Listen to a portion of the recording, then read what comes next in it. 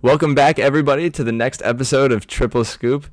I'm here with my fabulous guests, Josh Miller, Anthony DeAngelis, and Tyler Linaz, new producer of Triple Scoop, one of my wonderful associates. You might notice that things are a little bit different right now. For starters, we're online. All of us are from our respective homes due to the virus outbreak everyone's kind of dealing with right now, and we as Hawk TV have been experimenting with new ways to approach production. So you're going to see a lot more of this coming from different shows, a combination of both in-person and online stuff. So like the video, comment, and let us know what you think about the format that we're approaching with. We want to make sure that the things that we're curating are content-oriented, but also help us learn a bunch of new things. So yeah, let us know what you think about that. But for now, we got a lot of movie news to talk about. Primarily, we're going to be talking about James Bond today. James Bond is one of my personal favorite movie franchises, and Daniel Craig is probably my favorite James Bond. His series is currently in the midst of wrapping up. We're waiting for No Time to Die to come out, which is scheduled to come out in November. It seems as though that's still going to be happening. We haven't heard any delays on that, even though Sony was kind of adamant about not necessarily releasing anything for the rest of this year until things were safe. They don't want to repeat a Tenet situation, but it does look like that movie's going to come out. We have a new trailer for that movie, which we're going to talk about. We're also going to talk about who the next James Bond is going to be, which, if you heard the rumors, is a pretty interesting choice that we'll get into later in the show. But for now, just to introduce the topic of James Bond, there's this thing going on in the GoldenEye house. Have you guys heard about this? Yeah. So, Kind of. okay. So basically what this is, do you know how Blockbuster did that experience at one of their locations where like you could pay to stay at the store for the night? Did they? Sure. Yeah, Why Blockbuster would did you this at want- like one of their only because like they all right, Blockbuster did this, but they like built out the location so it was like a hotel.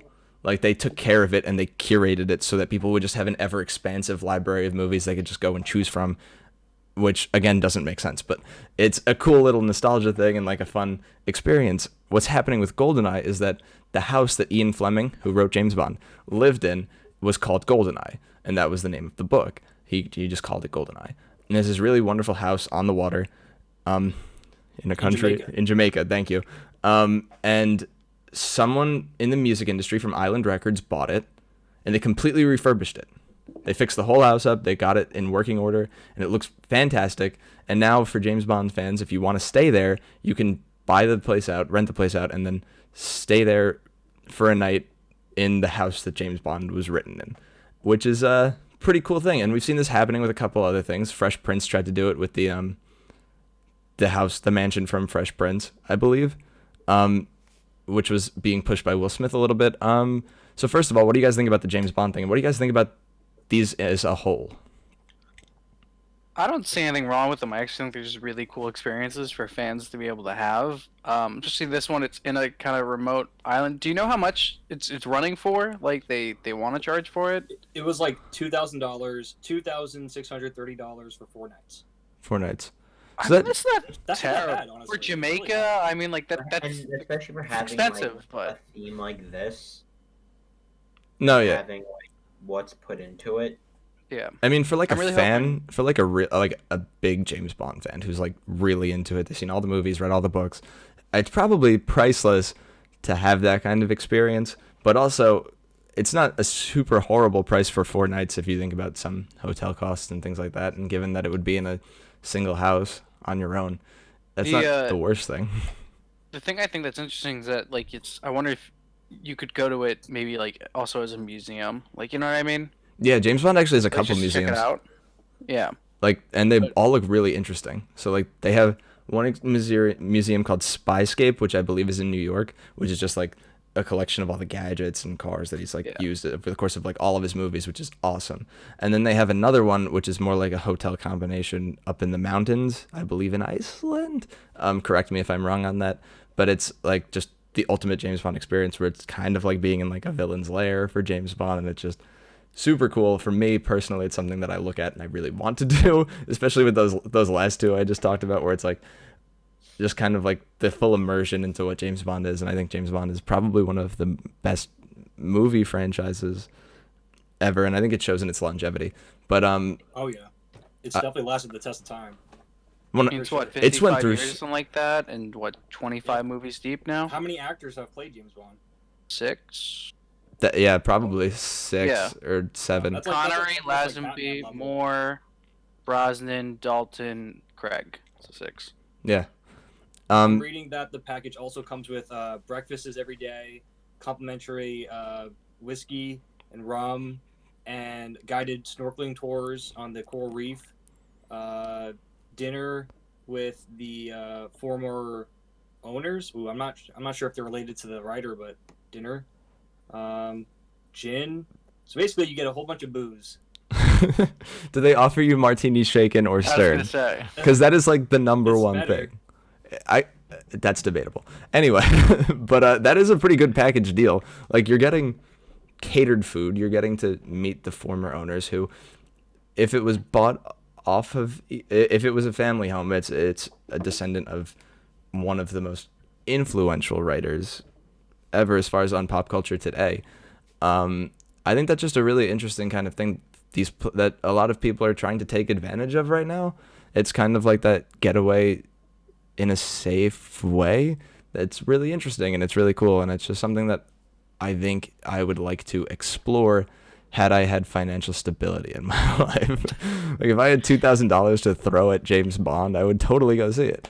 And I would do this because why not, right? It's fun. It's a Jamaican vacation. Like, these things are cool. Like, and they're like And also, like, experiences. it's got a bookcase that you open up, and just secret Oh. layer in the basement. That would be cool. And I don't know if this is probably like super common knowledge that I just didn't know about, but the writer, it says in the article that he was actually like former British naval intelligence, which actually like makes a lot of sense considering Yeah. Yeah. his body of work. But like I didn't know that. That's pretty cool. No, Ian Fleming has such an interesting background as like an individual that led him to creating James Bond. And I haven't read all of the James. I've read Moonraker, which is really great, and I want to read Casino Royale. But they're like, he's just a really good writer, and he created a character that is like very defined, but also very like tangible, in that you could play with him. Like, he's like, you could do other things with him, and I feel like that's shown in all of the iterations of James Bond that we've had, because they've gone from like these campy Moore Bonds to like the Daniel Craig Bond, which is gritty and like not down to earth, but like it's definitely more like More grounded. Realistic. right, yeah, it's like he's definitely Believable, yeah. boots on the ground kind of spy, especially in Casino Royale, where it's just like straight up, they don't get away with Yeah. anything in that. And then it kind of moves more into like the gadgetry later on. It starts in Skyfall, I believe.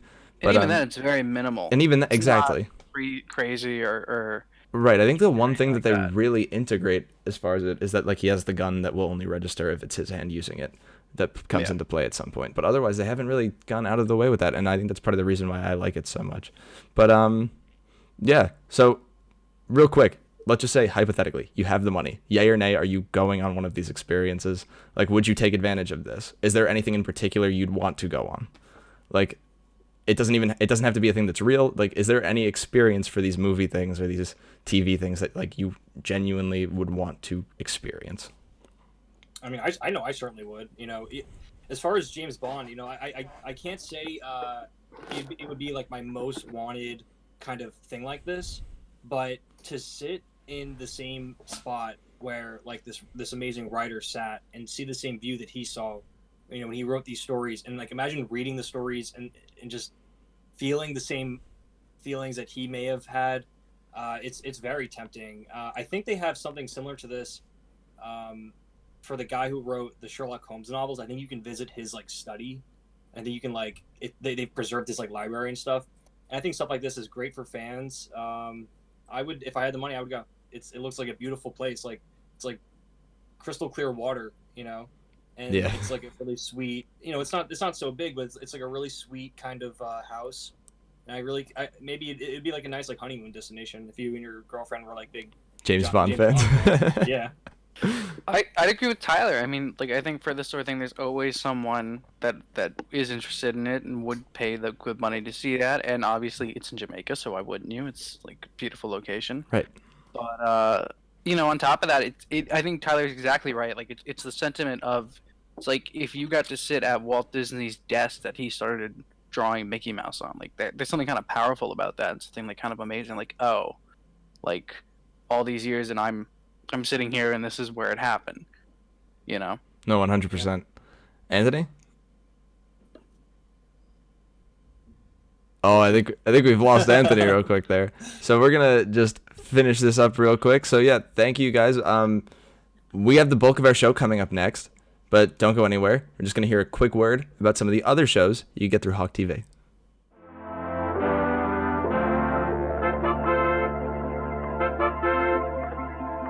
Contest. I've compiled 9 of the dunks. Here they are, my favorite dunks from last week's Toronto Raptors. Nor will they forget him outscoring Portland 62-61 in 3 quarters. Also is because the different rules that the XFL has implemented, which I think are extra point. Extra every other Thursday. We're here. We stay here. it's us. All right, everybody, welcome back to Triple Scoop. We took a nice little break to take a look at one of our shows at Hawk TV. Now we're back with the meat of the show. We're in the nitty-gritty. We're in the good part. This is the fun. This is why you clicked on the video. We're talking about the No Time to Die trailer, and right after that, we're going to talk about the next James Bond. Real quick, this is Daniel Craig's last outing as James Bond. I believe it's his 5th. We've had Casino Royale. We've had Quantum of Solace. We've had Skyfall, my favorite, and we've had Spectre. I think all those films are great. I know some people have differing opinions about that based on things. I understand Quantum isn't very good, and Spectre is a little bit weaker, but I do think all of them are great in their own way, and I think Daniel Craig is probably the best James Bond. But where we find James Bond right now is retired again, which is something he does frequently like to do. And James Bond is just retired after defeating Blofeld, who is a classic James Bond villain. And it was played by Christoph Waltz, who will have more of a Hannibal appearance in this movie from what it looks like in the trailer. Real quick, I just want to ask you guys, opinions on previous Bond films? Do you have any strong opinions on some? I know, personally, for me, Skyfall is one of the best ones because of the emotional integrity it gives James Bond, and it expands on him as a character in a way that other Bond films haven't, where they've kind of approached it as more of like, he is an action hero, and that is what you should view him as. Personally, that's why he's my favorite Bond, is because he's able to reach another level of integrity as a character. And I also think that it just kind of portrayed him in a much better light, and that it's okay to not necessarily make him perfect. But what do you guys think about the other Bond films in this run of Daniel Craig? I would say it's been largely successful. And, you know, despite the fact that, like, it's not like a perfect franchise, it's done more successful things than failures. It has more wins than losses, and overall, I really think it just brought the character James Bond and his rogues gallery and a lot of his minor side characters in to the 21st century, and it's given it a post Jason Bourne franchise treating, and I have to say, like, I'm a really big fan of this franchise. I've actually never seen another James Bond movie other than the ones in the Daniel Craig line, so I know that may be like sacrilegious. No, that's fine. I don't like the other ones. It's hard to go backwards after you see, Casino Royale, where he's stopping, he's gambling, and he's like fighting people, and it's badass, and he's doing these ridiculous stunts, trying to get the guy from not getting on the plane, and the action is so realistic and so grounded, and it's fun. I don't know how I can go back to like the more cheesy takes on the character without like, I don't know if I can take it seriously after Daniel Craig. So I really like it. No, I totally agree with you on that. I think that one of the most like prominent things about his character, and one thing that you said really great, the Jason Bourne comparison you made there, and that they just completely revamped him like later on in the franchise, and they've kind of established this grounded version of him. And I know that like there was a lot of controversy around casting Daniel Craig because he hadn't had any massive roles, or he wasn't like the typical look for what a James Bond is, and that James Bond usually has like the sleek black hair and the like that kind of less rugged demeanor, but Daniel Craig is kind of a rugged person, and he's blonde, and He's not necessarily the imagery of what you imagine for James Bond, or at least people had for like a long time of a franchise. I was about to say centuries. Like James Bond was Half a around century. And for Which half. is still a huge time. I think the I really don't think funny thing he's- about that, Billy, is that like Roger Moore too. Like I think people might have been burned by Moore, because Moore is known for being like the campiest out of them all. Yeah, And he was this blonde. I think he started the role like when he was older too. It wasn't like he was some young 20 or 30-year-old. I think he was in like his 40s when he started the role. And while the earlier ones weren't as bad, I think he did the most Bonds. I think he did like 8 of them or so, 8 or 9 of them, and they got campier and campier and campier, and I think that made it harder. So then when Craig comes around, it's like, oh, like you also came off the Pierce Brosnan ones that were very, again, towards the end, a lot harder, because it was that weird blend in the early 2000s of like really weird CGI with movies, and like they were trying to do these massive plots that weren't realistic or grounded. And so what they do with Craig is they really, I think Tyler said it perfectly, they really ground it. And I think that's what really set it apart in that modern era of the Jason Bournes, the Mission Impossibles, all these kind of huge thriller spy action franchises. And I think personally Craig has done an amazing job. I love Skyfall. It's one of my favorite Bonds. I think the only thing is, again, it's been hit or miss. We were talking about this in the break earlier. The kind of joke is like, it's like Casino Royale is like near perfect. Quantum of Solace is kind of weak. Skyfall is amazing. Spectre kind of weak, and then this one is set up to be his best, and will be. I just can't wait to see what it does. no, it's just something I 100% agree on, because like I just think he's like one of the most perfect iterations of a character you could get, and you would never expect it. And it, like, I love everything that it's done for Daniel Craig's career, because it propelled him to that superstardom where he's at right now. And he's just fantastic in this role, and he's had some fantastic supporting cast too. From anywhere from Ava Green in the first movie, who was just wonderful in a Casino Royale as Vesper Lind, and Mads Mikkelsen playing a fantastic villain, and then Javier Bardem playing. Well, of course, Javier Bardem would do one of the best villains ever, but Silva. his villain in Skyfall, Silva, was just fantastic. And then you have Dame Judi Dench as M, which is a different take on the character, given that M is traditionally a male, but whatever, she does it fantastically, and she's perfect for it, and it plays directly into this excellent story you get in Skyfall, which you just couldn't have lined up if you tried. That it was just perfect timing. And then you have Ralph Fiennes taking the role now, or filling in that spot that exists in the MI6, Right. and he's just fantastic. And like, there's just so many great characters, and one of the things that this trailer does is that it introduces you to so many more that you're just instantly invested in. Like, every single character that comes into this new trailer is so cool. Rami Malek's Safin, who is the villain of this movie, is incredibly compelling. He doesn't say nearly anything. He just recites things about James Bond that everybody knows, like his License to Kill. But it sounds cool, and I'm excited for it, and it's something that I can't wait to see them develop the character and see what he's in. And then Ana de Armas's unnamed character, who looks super interesting, and I just love Ana de Armas. But like, she does look really cool in this movie, and I'm happy that they're doing another movie together, because they were so great together in Knives Out, and he recommended her personally for this movie. And Lashana Lynch looks awesome as a new 00. Like, do you guys have any like, from watching the trailer, do you have any specific thoughts about any of those characters, or any new character that I didn't fail to mention? Rami Malek's like just appearance is immediately just like very Jarring. iconic. Like, he's almost like a burn victim.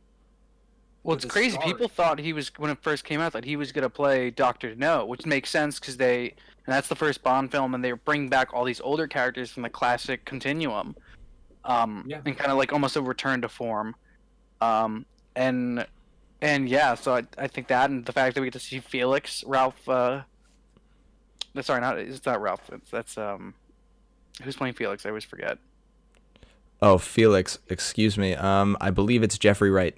That's what it is. Jeffrey My Wright's apologies, Felix, yes. returning from Casino Royale. He was part of the American Fantastic. agent involved with the poker game that features Yeah. primarily, and he's he's in there for like a second, but it's just like But he's one so of those good things. in it. And Felix Leiter is such a he's been in almost throughout the 50 years or whatever the film franchise. He's been in a majority of the films, and he's such an interesting character to follow, I think. And he's someone that is rarely ever used, but when he is, it's very important and very well done. Not to mention it's Jeffrey Wright. Like, how could you not Yeah. love Jeffrey Wright? He's just so great in everything.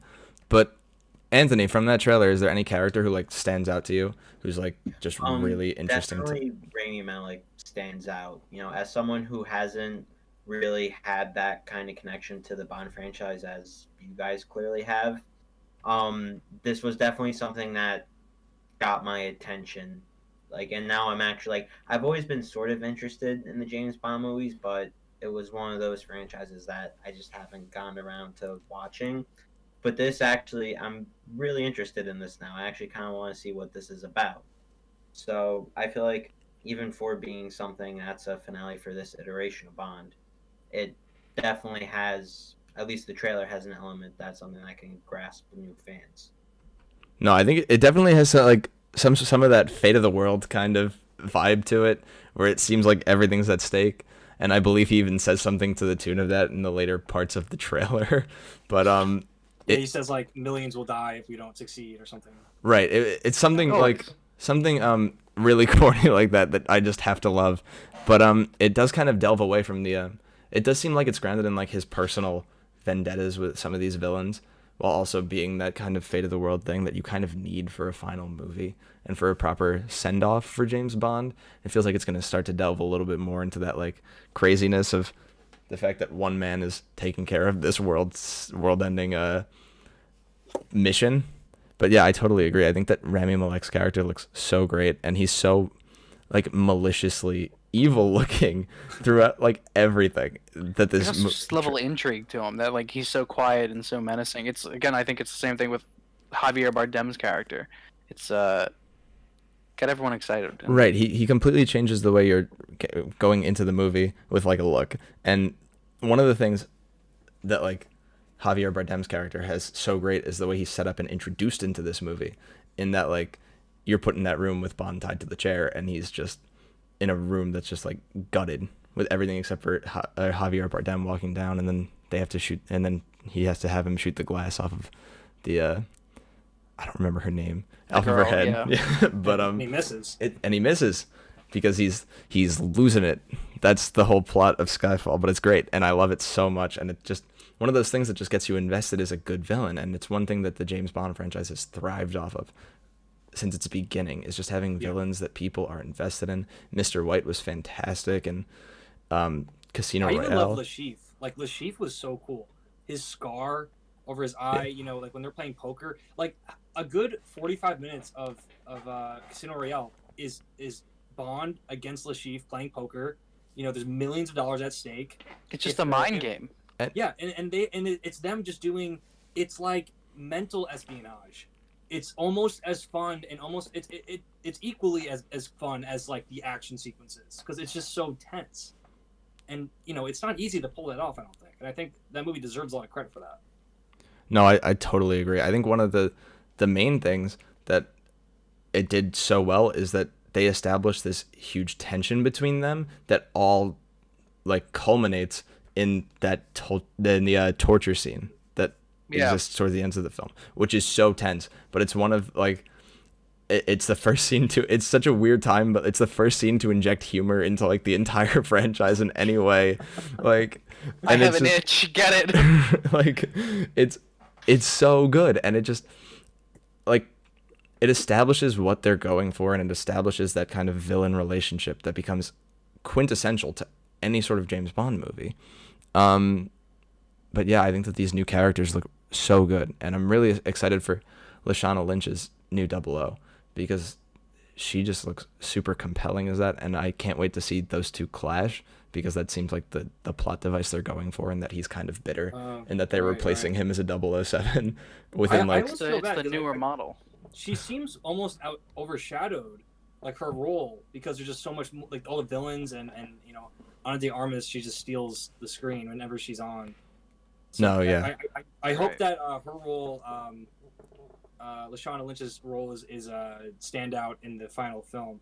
And one last point on Ana de Armas's character is, it looks like they're continuing the trend in these new movies where like from what I understand about the other Bond movies, like the female roles are pretty paper thin, and Yes. this new franchise, something they made, they put a lot of attention on is having like strong female leads that aren't just like eye candy for Bond or rewards for him when he succeeds in his mission. They're active parts of the story. They're active in the mission, and they contribute just as much as Bond in a lot of cases. And it 100. looks like they're continuing that. 100%. That's why there was a really strong Moneypenny in Skyfall was really awesome. Yes. She part of like one of the greatest opening scenes of a movie ever. And then with these two new characters that they're introducing now, with Ana de Armas' character, who I believe still doesn't have a name, and Lashana Lynch's new 00, both look like such badass women, and I'm so excited to see them on screen, just like completely tearing it up, because they just look so cool in everything they're doing. And especially Lashana Lynch when she's working with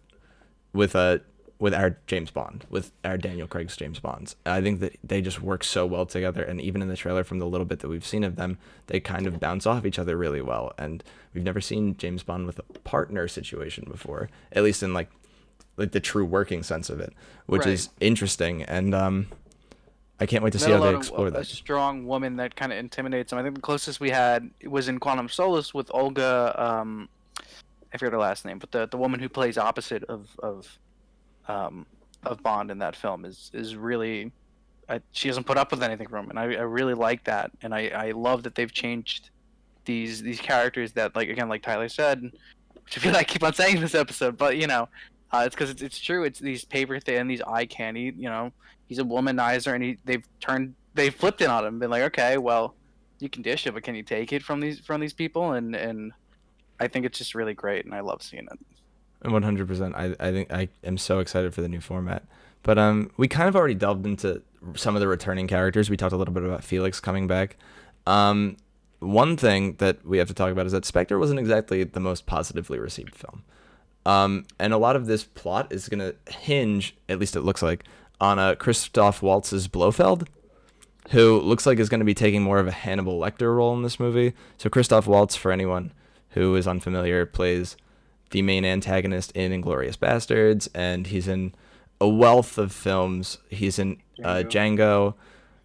He's just a really fantastic actor, and he plays a great villain. But he's not very hands-on as a villain. He's more of a mind villain. Exactly. He's more, and I feel like this role that they've put him in, where he's already behind bars in such a classic James Bond role, such as Blofeld, is probably the perfect place for him to be. But will he be able to do enough from that to fix the sour taste that people have from Spectre? You know, he's a fantastic actor, and I think that his role in this franchise can be salvaged in this film for sure. And you know, like you can say what you want about Spectre, but that opening scene, the Day of the Dead shootout that he has, where he's like chasing the guy like during the parade, and it's like a tracking shot, is like one of the coolest movie intros. And slightly off topic, but I heard that they actually don't have a Mexico City Day of the Dead celebration like that, like a march, until this movie came out and Sam Mendes had actual props made, and now every year they do the celebration because That's cool. Whoa, that's neat. That's like that's actually a really cool like little film fact right there. I didn't know that they weren't doing that, and that Sam Mendes kind of like propelled like that. they I made guess. so many floats and stuff. They're like, we'll just keep using this every year. No, that's actually really neat. That's really awesome, and I Mine do is agree. the explosion, I think that so. Spectre is underrated, but I also am the biggest apologist for Daniel Craig James Bond movies. I don't care if people dislike them. I like all of them. But you made a really, really interesting point there, talking about Sam Mendes and the impact that he's had on these movies, and that he made two of, well, at least one of the greatest James Bond movies of all time with Skyfall. And then he made Spectre, which caused him to lose that James Bond job. Not that it was a bad movie, just that it wasn't as well received as the other ones. And there's usually a rotating cast of directors. It's not usually a consistent person making James Bond movies. So we have a new person stepping into the role this time. We have Cary Joji Fukunaga. He's replacing Sam Mendes to direct the final Bond movie. If you're not familiar with his work, former credits are True Detective Season 1, Fantastic TV, It, the remake, the newer It, first one, not the second part, Beasts of No Nation, which is Idris Elba movie with from Netflix from 2015. It's where he won his first award. I think when it was announced Cary Joji was getting this director spot, people started to speculate that maybe he would continue to do it and Idris Elba would then become the next James Bond, which was how that rumor began to circulate, which we'll talk about in a little bit more. And also the show Maniac on Netflix, which he has a couple director credits on. Maniac is a limited series with Jonah Hill and Emma Stone, which I highly recommend if you haven't seen. But yeah, based on all that, are we excited to see what he can do for this? I think specifically True Detective Season 1 is a pretty good indicator of what he's capable of as a director. I just watched that this summer during the quarantine. I loved it. And so I remember texting you, and I'd been like, oh, wait, it's the same guy. And I'm like, oh, this is so cool. I mean, it's funny that Tyler's talking about the track shot, because I was thinking about that in True Detective. There's a really famous about 10-minute single camera shot where it's just following one of the characters the entire time through this giant like shootout, and it's a one take, and it's absolutely amazing, and I can't wait to see if they do that in the open like they have in a couple of the other past Bonds, and what he can do with it. No, some of the Bond tracking shots have been so fantastic, and I mean, partially that's credit to one of the greatest cinematographers of all time in Roger Deakins, who was on the last two films, and God knows I have a giant crush on him. But like I totally agree that I think that like with what he's done for True Detective, at least the camera work is going to be fantastic. But then you have to look at it from a narrative perspective too, because True Detective is arguably, if you haven't seen True Detective Season 1, the other ones are a little bit less recommendable, but Season 1 is some of the best TV of all time, and it's a completely cohesive story. Each season of True Detective is just one full story, and then the next season is a completely different story. Fantastic. I can't recommend it enough. It is so good, and he is such a good creator for it, and it makes me excited for what he could do for a spy movie. My only thing was that an article came out recently, not too recently, a couple months ago, but about Denis Villeneuve having had the opportunity to have done this movie, which would have been the greatest thing to ever happen, because he's my favorite director ever, directing my favorite franchise. I don't know who that is. Excuse my ignorance. Yeah. For those, Blade Runner 2049, Prisoners, Enemy, Arrival, fantastic sci-fi director. Upcoming Dune. He's just a really interesting guy. Sicario, if that one rings more bells. But that man can make a movie, and he can make a movie good. So I heard that. So what I was reading was that he was taking it, but he decided to turn it down because of the idea that it would get in the way of Dune's production, which was just delayed over and over and over again. And he was like, I gotta finish this movie, which I respect and I understand, but come on, man. Would you rather another one? Denis Villeneuve or Christopher Nolan on Bond? Oh, Denis Villeneuve. Yeah, I'd agree with that. I almost feel like Christopher Nolan would be my dream pick. I feel like Chris Nolan would almost take too much of an advantage of the fact that it's a world of gadgetry, and makes things that are a little too complex for like maybe my understanding. Make it too Nolan and not enough Bond. Yes. Fair. I don't know. So I've seen I think all the James Bond, but maybe like two of them. And the ones with Timothy Dalton, which came out in like the late 80s, early 90s, I think, are known for being extremely dark.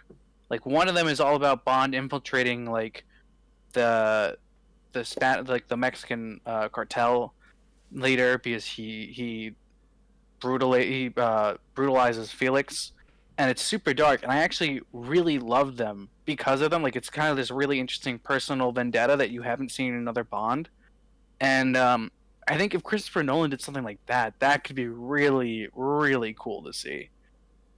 That would be cool. No, I agree. I think that. Oh, sorry, Tyler, you go. No, I was just gonna say, like, I mean, I see your point for sure on that. Maybe Bond wouldn't be the best, but going back to the trailer, I definitely think this director has an appetite for action, because maybe just like the trickery of the editing, but it seems like this film's just gonna be like 2.5 hours of nonstop amazing action sequences, like almost more than like the other ones.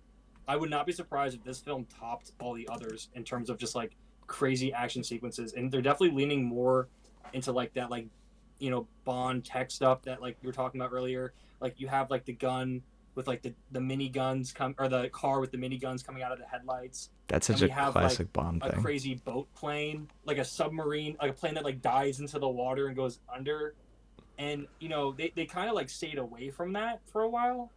And I think you said, like, someone mentioned, what was it? The most crazy thing they did up this point was like the handgun thing, where it's like the gun tracks or it senses the hand. Yeah. But now it seems like, you know, it's his last film. We might as well bring in more kind of like cartoonish elements. Right, But they're gonna start pulling out all the stops. Yeah, and starts. I'm kind of I'm here for it, honestly. Like I like that kind of stuff. No, I don't know. Am I alone in that? no. So I like that kind of stuff, but I think it's important to establish that he's a human being first, and it kind of creates a weird juxtaposition. So like doing it later on in the franchise, I don't mind, because like you establish who he is, and you're getting all of this other stuff out, and now you're getting to this conclusory point where it's like, okay, well, like now he has to take advantage of the fact that he is MI6 and he is 007 and he is like this super agent that people associate him with. So I don't mind that they're introducing more gadgetry. It also doesn't seem like stuff that is like wildly out of the realm of possibility. Right, Whereas, like we went from, there was a you know, Bond with a jetpack.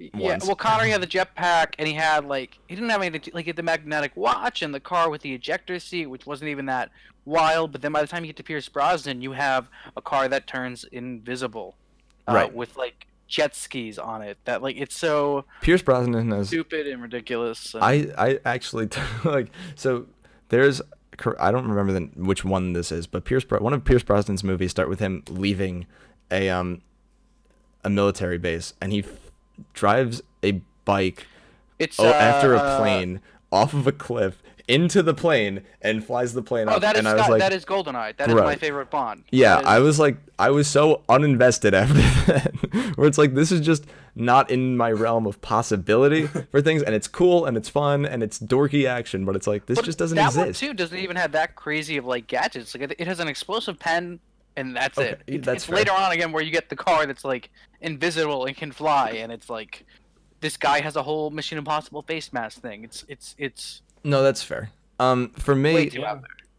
yeah, I totally agree though, Tyler. I think that, to get back on that, his love for the tech side of it, and like this gadgetry that kind of is still dependent on who Bond is, and this action is going to be really interesting to see how he uses that in a conclusory movie, because that is super important for finishing a franchise, is making sure that you tie up those loose ends. And I imagine that it's going to take a lot of action, especially since they're introducing a lot of new characters. So I'm really excited to see the direction that they go with it, and that to see him finish out this franchise properly. But yeah, final thoughts real quick. Are you guys excited for this movie, or will you pass on it? For me, I don't even think this is a question for anyone. That's a trick question. For me, I don't think it's even within the realm of possibility that I wouldn't see this the first day it came out. I'm just so in love with this franchise. I would see it I would travel to a different country if you asked me to. Like, this is just one of those movies that like I have like a special shared experience with, and I've just loved this franchise forever, and I cannot wait to see what amazing things that Cary Fukunaga does with it, and what Daniel Craig does in his last installment as Bond. Yeah, I just cannot wait for this movie. I agree. No, I'm just kidding. Yeah, I agree. When we were at school still in March, when it was like, oh man, maybe the school will close because of the coronavirus, and I wasn't really taking it seriously until they delayed No Time to Die, and I was like, they just delayed. I swear to God, I was like, they delayed No Time to Die. We're going home. Like, if they're not going to make billions of dollars, then this is serious. Right. And you know what? Oddly enough, this, like, when I heard that this movie got like delayed like 8 months or something, that hurt the most than any other movie being delayed for me. So like, this is still the film that I am most eager to see, that we've been deprived of. So yeah, I'm gonna be seeing this literally as soon as humanly possible. As soon as I humanly possibly can see it, I'm gonna see it. I have to agree. I mean, this film franchise is a very special place in my heart for me. My dad is older, and So I during Hurricane Sandy, what I did was right beforehand, I went to the public library and I got every single James Bond I could, except for like 3 of them, and I watched them through Hurricane Sandy. When we lost power, I got a portable DVD player and I watched it in the car while I would charge him. And then I was lucky enough where the airport cleared out. I had a family trip planned to go to Key West.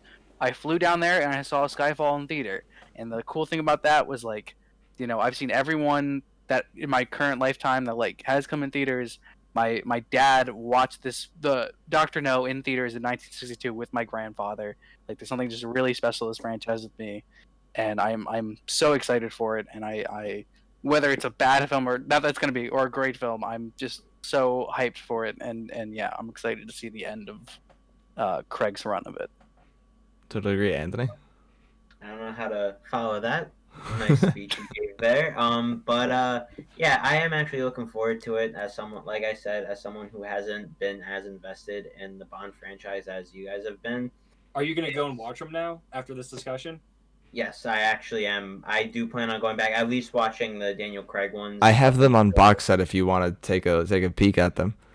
For people who don't know, what is the order to watch them in? The order? You watch them. You mean Daniel Craig or all of them Yeah, entirely? Daniel Craig. The Like, Daniel what's Craig the ones watching right now, and then Casino Royale, Quantum of after Solace, Skyfall, I'll Spectre. go back and watch all the other ones. Okay. But yeah, it definitely has piqued my interest into the James Bond franchise. That's what I'm here for. You just let me know. I'll give you the whole history right now. Give the whole rundown. But we don't have time for that. So, Tyler, you were asking the order in which we watch those movies for Daniel Craig, if you're interested in watching those, before we move on to our next topic. If you were interested in watching the Daniel Craig movies to get ready for No Time to Die, which comes out in November, watch them Casino Royale, Quantum of Solace, Skyfall, and then Spectre. In that order, Casino Royale, Quantum of Solace, Skyfall, and Spectre. We'll keep that in our description on YouTube, so you can check that out. All fantastic movies, all really great if you're into an action movie with a little bit of depth, a little bit of heart, and just anything that's not Fast and Furious. Like, you're gonna love this movie, I promise you. It's just really great, but I'm sad to see it go. But with all great endings are new fantastic beginnings. And with this ending of James Bond, Daniel Craig, comes the rumor of the next James Bond. It's been something that's been talked about for a really long time now. A lot of names have been thrown around. A lot of different people have been considered. Some people are really into the idea of Idris Elba. Some people really want to see Henry Cavill because of his role in Man from U.N.C.L.E. And Love it. a lot of people didn't see this one coming when the rumor dropped that Tom Hardy would supposedly be the next James Bond. It came out a couple of days ago that Tom Hardy had a really successful audition for the part, and that it is going to happen that he will play the next James Bond. Real quick, guys, the thoughts on that? How do you feel about Tom Hardy as James Bond? I have some very particular views on this, so I'll talk later. I'll let Josh take this first. I feel like I don't have an opinion on him necessarily, but I was just more excited for some of the other options. Like Tom Hiddleston, I was really excited for when that was floating around about a year ago, maybe. That he went for the role. Henry Cavill, of course. Men from U.N.C.L.E., I think, is a totally underrated movie. And his role in it, especially him and Armie Hammer in that movie, are fantastic. Everyone is fantastic in that movie. And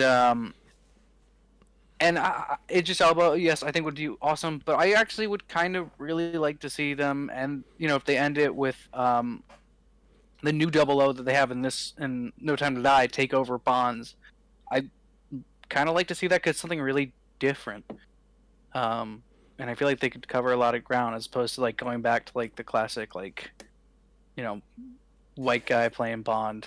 I just like to see maybe a change after all these years. I'm not opposed to it, but that actually got me really intrigued when they said that she was playing this new 00, and I was like, oh, what if she takes over Craig's place? Like, I'd be really up for that.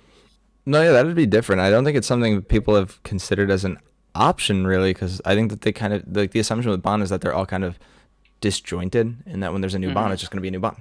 But, yeah, I think that would be a really interesting take on that and a different way to approach it for sure.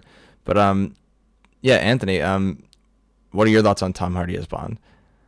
Well, I think Tom Hardy overall is a good actor, despite some really strange roles he's done, a la Venom and that Capone movie that he did this year. Um, it's definitely a new take. I feel like definitely it will be very different from Daniel Craig's Bond. I just hope he's not climbing into a crab tank and eating live crabs. That's a fair request, but I'm not sure he'll fulfill that, That's all I ask. given how unrelated it was to the Venom movie. But Tyler, do you want to take a point on your views on this? So I almost feel like there was like a missing part of that article, like Tom Hardy rumored to be next Bond villain, you know. Yeah. But it almost feels like a step back because you know, my personal interpretation of the character is that he's this extremely suave kind of guy, like real you know, he's tough and cool and charismatic, and he's just like sly and smart. And not that Tom Hardy can't be that, he just hasn't been that ever in any of his movies. Like when I think of Tom Hardy's best portrayals, it's, you know, Mad Max, Dark Knight Rises, The Revenant, and he's always better at these more like kind of like rugged, gritty guys. So this would be they're gonna have to do it either two ways, I think. Either really double down on Tom Hardy being this like kind of like different, kind of rugged, more kind of like more like rough around the edges James Bond, or they're gonna have to completely change like the context of like the world they're working in, so that like his James Bond feels very James Bondy compared to like what's going on. So it's gonna be I think it's gonna be he's a great actor, but I feel like it's gonna be a little bit of a tough sell. But You know, I'm cautiously optimistic for it. I think people said the same thing about Craig though when he was announced. Yeah, for the you know role. what? But it's like it's hard for me to see that though because I didn't know about like I Right. saw That the was movie, that was you know? then like it's hard to have that thing of Yeah, you so I can't don't go back wanna to really, unknowing. like, I feel So like people that always like doubt these kind of castings are always on the wrong side of history. You know, like, oh, Heath Ledger could never be Joker, you know. So I'm not trying to like be that, but a gut reaction, being totally honest, is a little hard for me to see it. But I'm not going to like shut it out of my brain. Like I was wrong about Robert Pattinson. Like you guys all know that. I was like, Yeah. Robert Pattinson, he's not Batman. And then the trailer came out, and I'm like, oh my god, he's gonna be the best Batman. So I'm often proven wrong. So we'll see on this. Yeah, I tend to agree. When I found out it was but that's also because, okay, so we're going to get into this a lot in a little bit, but I have been thinking about who the next James Bond would be, probably as soon as they announce No Time to Die. And I've been consciously like considering people like I'm Barbara Broccoli and I'm producing this movie and I am like the one doing it and whatever I say goes. Like I have been putting in that effort to try and make sure that my Bond gets picked because I feel like I've had, well, at least I like in my head, the image of the character is a very specific person. And we're going to talk about it in a little bit because I'm going to let everyone kind of talk about who their ideal Bond would be. But Tyler touches on a really interesting point in that he's not usually this rugged guy and that like Tom Hardy, who albeit has changed his appearance for just about every movie he's been in. He has never looked like the same person ever. He looks completely different in Dark Knight Rises than he does in Dunkirk. And he looks completely different in Dunkirk than he does in Capone. And in Capone to Mad Max. So he can switch like pretty easily. Not like, Christian Bale level of stuff, but he does consistently look different. Like in both his face and his body. So like I don't doubt his ability to do that. I just think that part of him is like too rugged and like he's just he's almost not handsome enough. And I'm not saying that like they're both handsome guys. Obviously, they're movie stars, literally movie star good looks. But I don't know. I'll tell you who I want as Bond, and you'll see what I mean.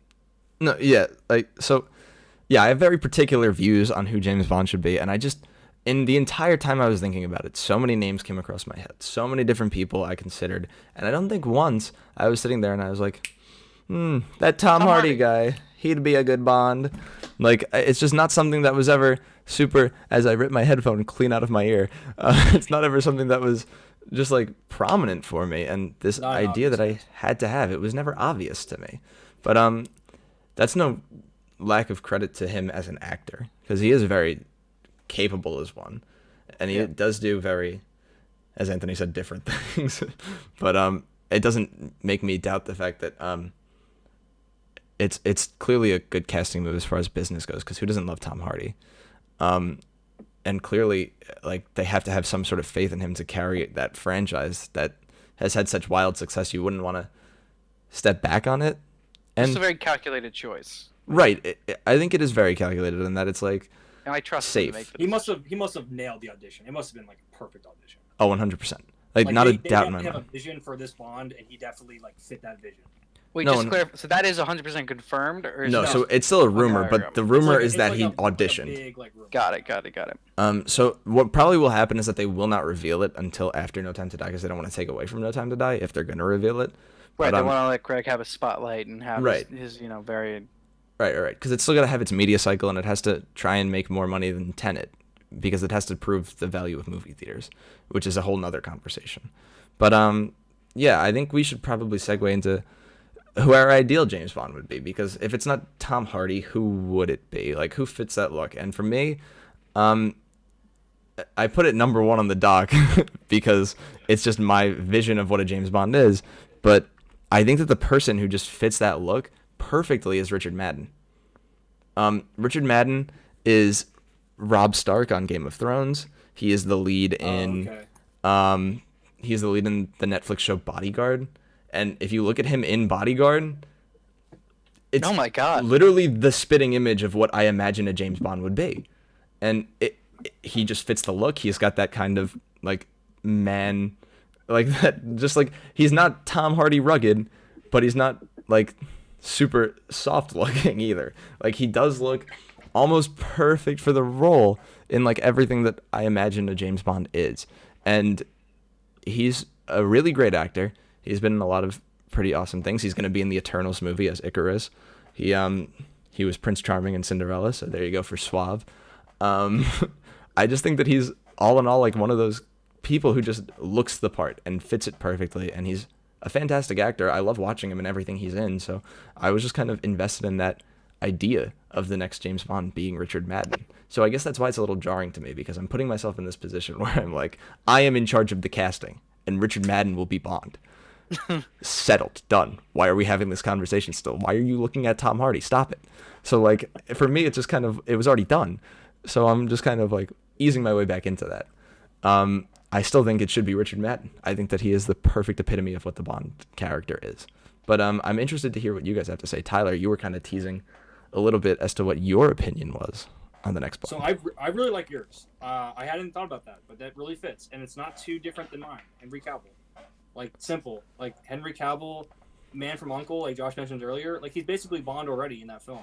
And I know he's interested in that role, and to me, like you guys know I haven't read any of the Bond books. I'm only familiar with the Daniel Craig franchise, but from what I gather from like descriptions that I've like have pieced together, like Henry Cavill just seems like that guy. I can see him as like the womanizing kind of spy who kick ass. He's in the Mission Impossible franchise. He can do action, very easily. He can do action. He can pull off the stunts like Daniel Craig does right now. And I think he's really grown and matured as an actor in recent years. And I think this would be the perfect role for Henry Cavill. All right, so I also agreed for a long time. I was like, Henry Cavill would be so good for this. He's done a lot of really interesting things. Do you want to know the reason why I stepped away from Henry Cavill as Bond? This is my hot take as to why I didn't think he should be Bond. I looked at Henry Cavill and I was like, he is too jacked to ever be a James Bond. You would pick him out of a room a mile away. You'd be like, that's James Bond. I know who that is. That man is a human tank. He's a human missile. There is no way I would ever believe him as a James Bond, but I do love the idea of casting him because he is just such a genuinely talented actor, and he's just so committed to doing roles like that, especially like these big franchises that he's genuinely in love with. Like, we've seen him do things like Superman, and with The Witcher is the other one I'm thinking of, whereas he's just like he's a big nerd, He loves it. and he loves it, and he doesn't care. And I think that would almost add to his Bond performance, because I feel like he has expressed interest in the role pretty vehemently in the past. So like seeing him as Bond would be another one of those things where just kind of like you could tell he's having so much fun with it that it's fun for you. Also, Mission Impossible Fallout, he's fantastic in that movie. So I have no doubt that he would be good as Bond. I just thought he was like, when I look at him, I'm like, nothing about him says a spy. I would love for him to be like how he got Fair. Geralt in The Witcher. He's like, I'm gonna do it. I really want it. Give it to me. Give it to me. I'm a huge fan. He just revealed Right, he's and like he a just- giant Witcher nerd. And then And then they just gave it to him. They're like, well, it's got us there. He's a really versatile look, doesn't he? he really does. He- Like he doesn't. So like, here's what I'll say. He looks huge for Superman and for Geralt, but then in Man from U.N.C.L.E., he does kind of like he has that trimmed spy look. So like Henry Cavill just has one of those like incredible things of body control where he could just go from being like a giant muscle man to fitting whatever role he has to. But yeah, sorry.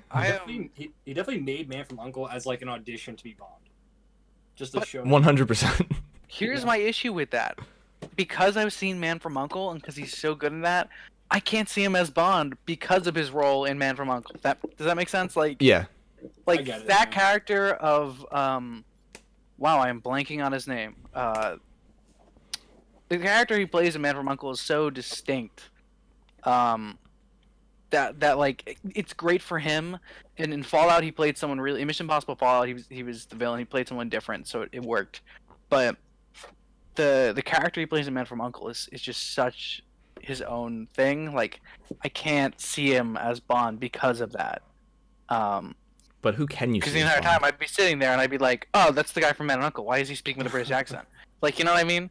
Right. So what That's was fair. your pick then? Yeah. I said it before, Tom Hiddleston. I really Hiddleston? got excited I don't know, about like- that. Because like, think about it. Like as Loki, he's so charming and he's got like the suave thing, and he can definitely do. He did that. What was it? The limited series. I think it was the janitor or something. That showed off like his tension. Maybe it was the janitor. I'm blanking. I think it was like a USA show, and this is where I should have done my research a little bit more. No, but he's. Uh, I get what you're saying. He does have that kind of yeah, charm like about he him. has this kind of tension that he's done in other films. I think The he's Night got some. Manager? Yeah, there it goes. I don't know why I thought the janitor, Night Manager, which he's really good in, and so there's that. He's got the suave. He's got the humor that I think would be really interesting to see in a Bond.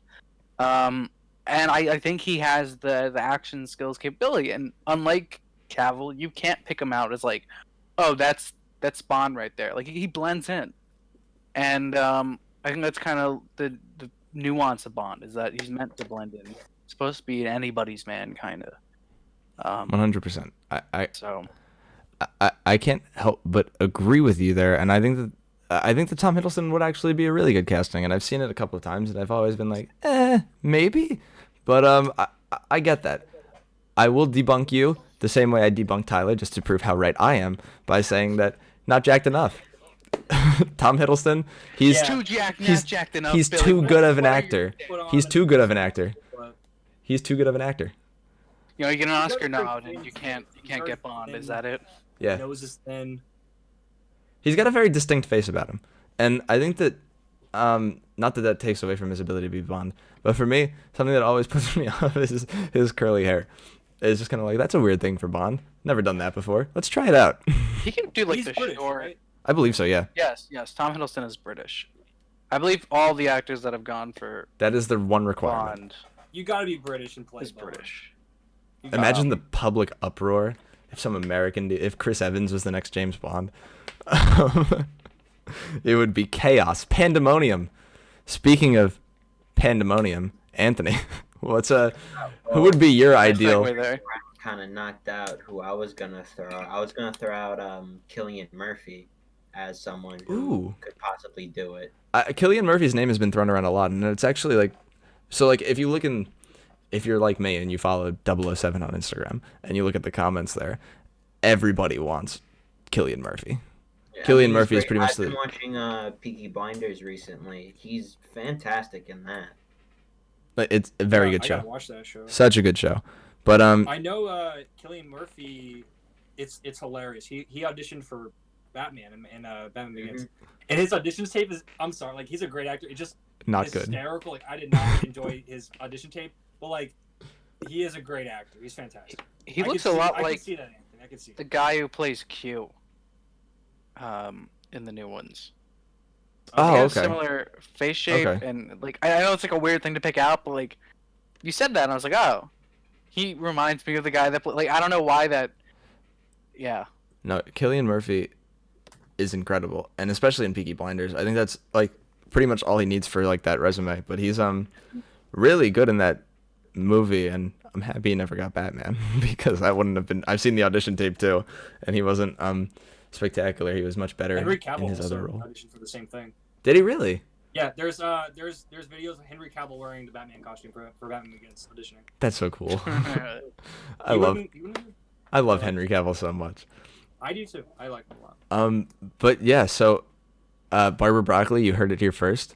We have Richard Madden. We have Henry Cavill. We have God, Josh, who did you Thomas say? Hiddleston. You have Tom Hiddleston, and we have Cillian Murphy. I'm personally starting the petition right now for Richard Madden because I'm pretty sure my Bond pick's perfect. But I also would love to see any of those actors in the role. Why don't we just have them all? Like we just petition to make like Ooh. 4 Bonds a year, We have and then have them all be Bond.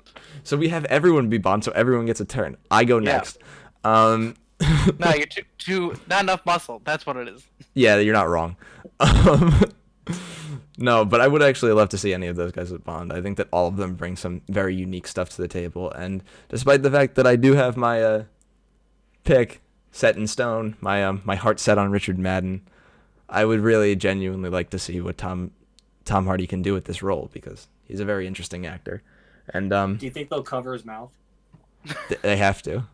Or I think if, again, like I said It's earlier, in his if they- contract. He can't have his mouth shown. if they throw a complete wrench in it and surprise everyone, we're gonna and says, you know, we're gonna have like a woman play Bond. I'm like, do it. I'm game. I trust you I would've guys. liked Idris Elba too. As long I as think it's he was not a George cool- Lazenby. I would have liked Idris Elba too. I think pretty much any of them, like any. Honestly, I'm cool with any option. I just have a very distinct look for like that. But I think Idris Elba was a really cool choice for a long time because he's just a cool dude. Like he's something about him just like very cool, and he has like that demeanor where he carries himself very very well. And I just love Idris Elba as a performer. And I think that if him and Cary Joji Fukunaga were to start the next Bond franchise together, it'd just be perfect. But that's not the way rumors work out. We'll see if the rumors are true. So stick around to find out more about that. We're going to close the show out in just a little bit. But real quick, hear about one of our other fantastic shows at Hawk TV.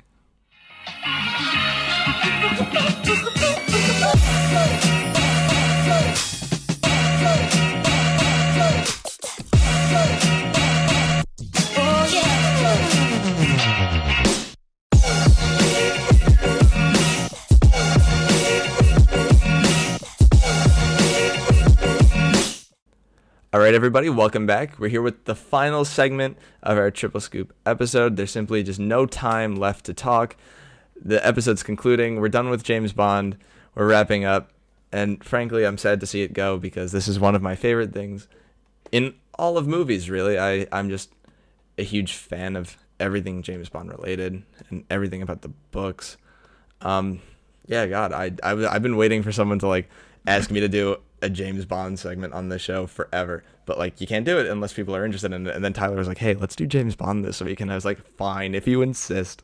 It's just something that has such a special place in my heart, and I love this franchise so much. So I was really happy to get to come on and host this and record it and put this episode together. So yeah, if you guys like this and you want to see more of that, comment on our Instagram, leave a like on our video, comment on the post here, subscribe, hit the bell so you get notifications when we post, because that helps us and keeps our channel alive and keeps us doing this kind of fun thing. And if you want to find any of us, our socials will be linked in the show, and they'll also be linked in the bottom of the description. So yeah, please check us out. But one thing that we're gonna do here online that I want to do to just kind of get you guys to know us a little bit better as people, the kind of things that we're watching, kind of things we're ingesting as media.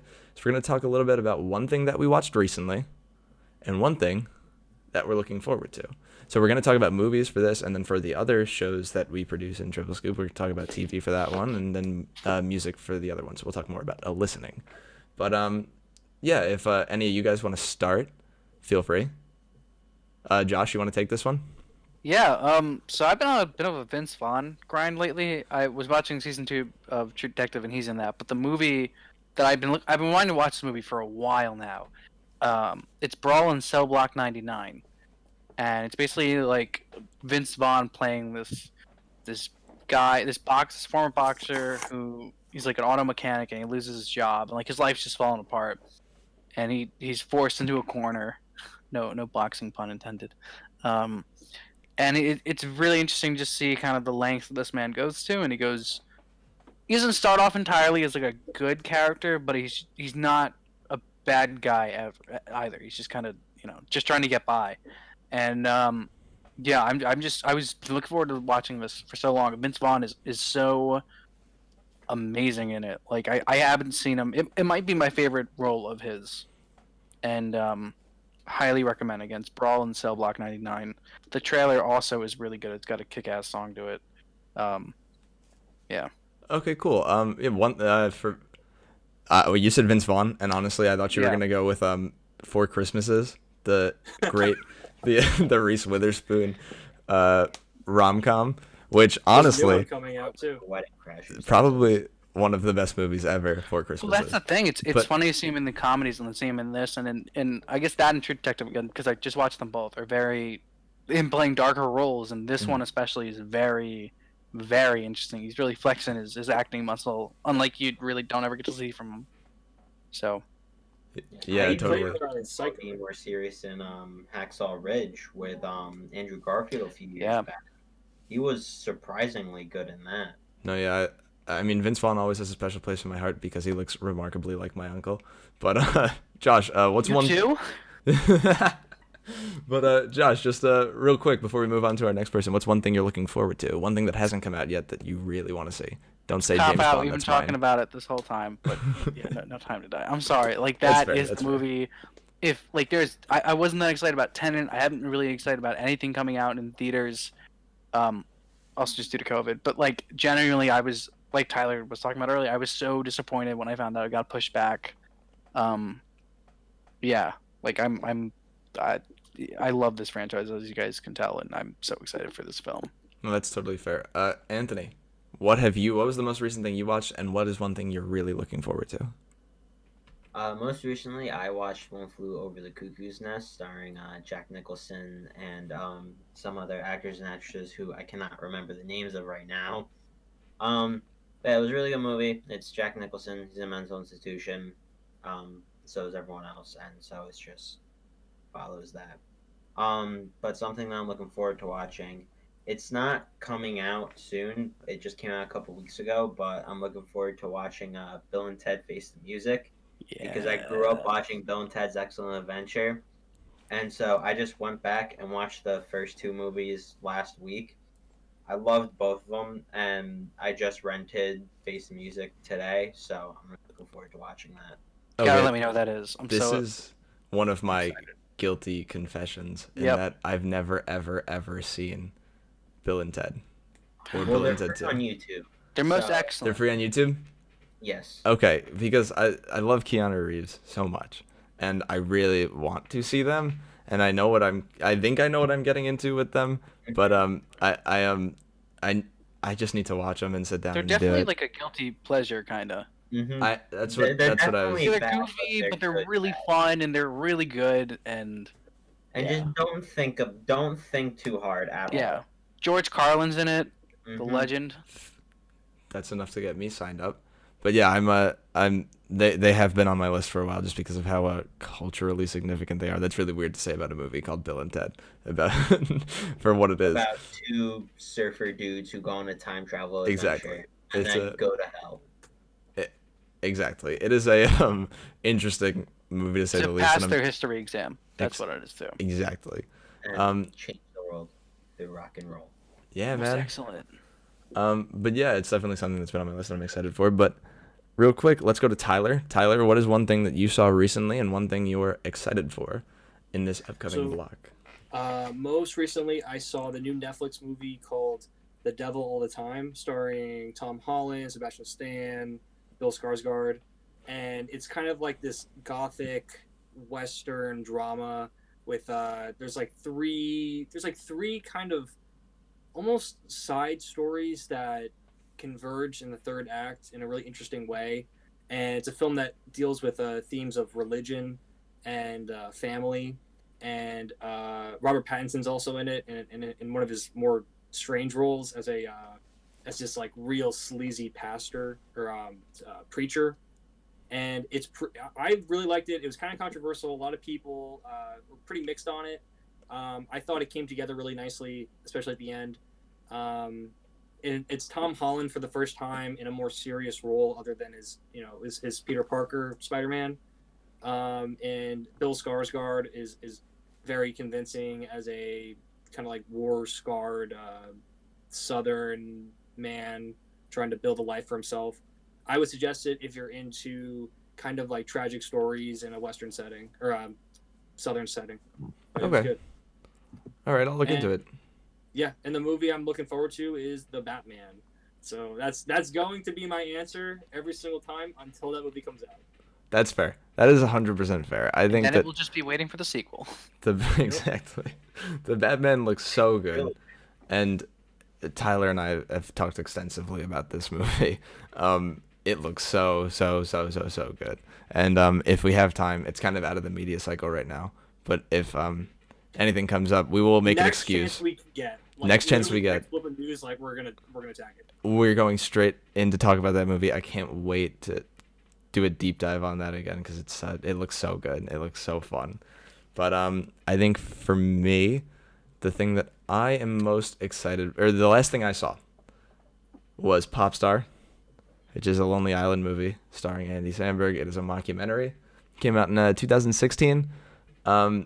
It's a really, really funny movie. If you're into anything that the Lonely Island guys work on, like any of their SNL bits or their YouTube sketches, or Palm Springs, which came out more recently.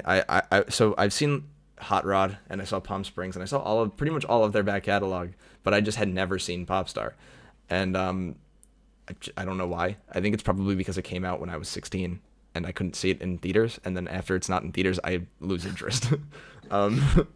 So like I never got the chance to, and I was just kind of like sitting there and I was like, I really just want to watch this movie. So I sat down and I watched it and I just absolutely loved it. I laughed so hard watching that movie, and if you need a good laugh, that is the perfect way to get it, especially if you find guys like Andy Samberg funny, and if you're really into music, because there are so many cameos in this movie, like all across the board, so many different people in it.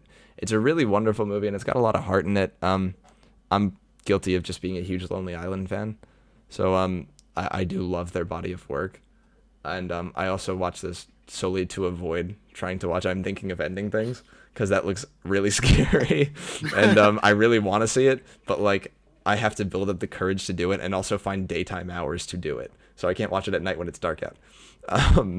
It's mentally taxing. Like you got to be like in a good state of mind to watch that movie. Yeah, Popstar's the one where it's like it's the parody of like the Justin Bieber yes, kind of documentary. Where he's Connor for real, and he's dropping his sophomore album, but it's so good. It's just fantastically made. It's really well shot. It's just surprisingly a really great movie. It's directed by Akiva Schaffer, who's one of the Lonely Island trio.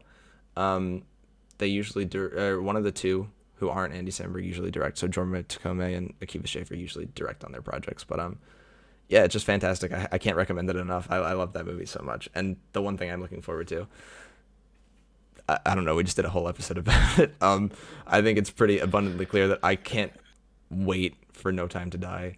I am so excited for that movie. It looks fantastic. It is just like the conclusion that I'm looking for in this franchise, because of how much I love it, and it deserves the proper send-off, and everything that I'm looking at for this movie looks like I'm gonna get that, and that just gives me so much hope for it. And I'm so excited to see the final product and see all the work that everyone's put into this, because I know that they have to be working hard to push out this movie and make this really successful. But to avoid having that kind of cop-out answer, I'm also kind of really excited for Dune, which is Denis Villeneuve's new new movie coming out based on one of the best-selling sci-fi books of all time, Denis Villeneuve. We've talked about a little bit this episode. One of the greatest directors ever, or at least working right now. I'm not going to say ever because that's a really long time, but I could say ever. For me, I love him personally.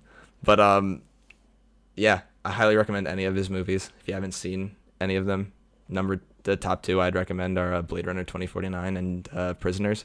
Will both probably get you really ready for watching Dune. But yeah, that's all we have for this show. Real quick, if anyone has anything they'd like to plug on here, I'm going to start by plugging our Instagram. If you want to check out more of the things that we're doing, follow us on Instagram at 3ScoopTV or at HawkTV12 for our full range of content. Also, follow us on our secondary YouTube channel, HawkTVMU. If you're watching this through HawkTVMU, then find us on the Triple Scoop. We're found in a multitude of different places. We're primarily going to be on the Triple Scoop, though. So look for us there. And then if you want to follow me on Instagram, I'm at BillyO'Neill1. But yeah, do any of you guys have anything you'd like to plug, your personals or any accounts that you're managing? Yeah, so if you want to follow my personal, it's Josh Miller 088 on Instagram. And then also, Hawk TV News Guys is back this semester, week-to-week news starting next week. Looking forward to it. It's going to be really cool. Really excited about the talent we have. And yeah, we just want to get back on that news grind. Yeah, news should be great this year. I'm really excited for it. Yeah. So.